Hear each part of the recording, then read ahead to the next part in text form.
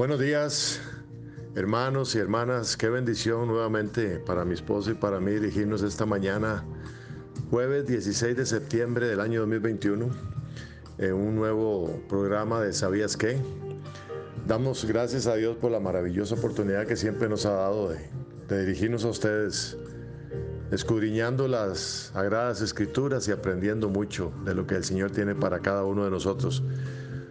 Tenemos hoy una pregunta muy importante, muy interesante. Dice así la pregunta que nos envían: ¿por qué Jesús se llamaba a sí mismo como el Hijo del Hombre? O sea, la duda es: ¿por qué hombre, si Dios no es hombre? Entonces, ¿a qué se refería al decir hombre? Esa es la pregunta que nos acaban de enviar. Jesús es llamado el Hijo del Hombre muchas veces en el Nuevo Testamento. Y vemos el primer significado de esta frase, el Hijo del Hombre, cuando se hace referencia precisamente la profecía en el capítulo 7 de Daniel, en los versículos 13 y 14, que dice: miraba yo en la visión de la noche, y he aquí, con las nubes del cielo venía uno como hijo de hombre, que vino hasta el anciano de días, y le hicieron acercarse delante de él, y le fue dado dominio y gloria y reino, para que todos los pueblos, naciones y lenguas le sirvieran. Su dominio es dominio eterno que nunca pasará, y su reino uno que no será destruido.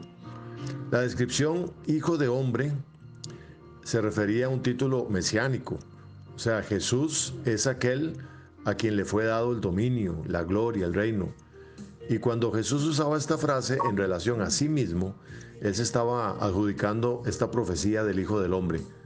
Y los judíos de esa época debieron de haber estado algo familiarizados con esta frase, y sobre todo a quién se referían: al Mesías, a ese Mesías esperado. Jesús estaba proclamándose como el Mesías.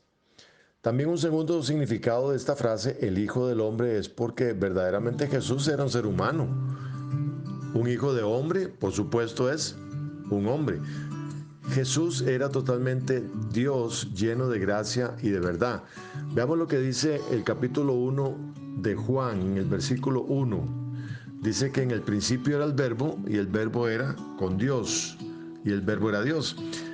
También en el versículo 14 dice: y aquel verbo fue hecho carne, refiriéndose a Jesús, y habitó entre nosotros, y vimos su gloria, gloria como del unigénito del Padre.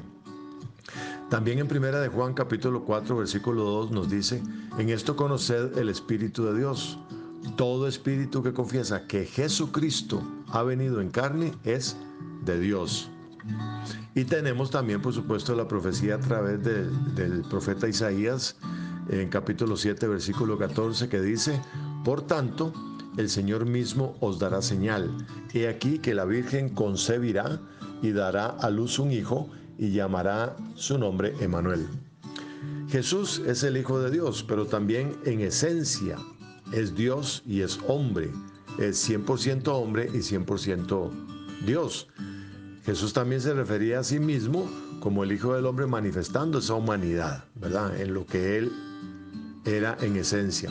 En resumen, la expresión el Hijo del Hombre identifica a Jesús como el Mesías, siendo verdaderamente un ser humano, pero también siendo Dios.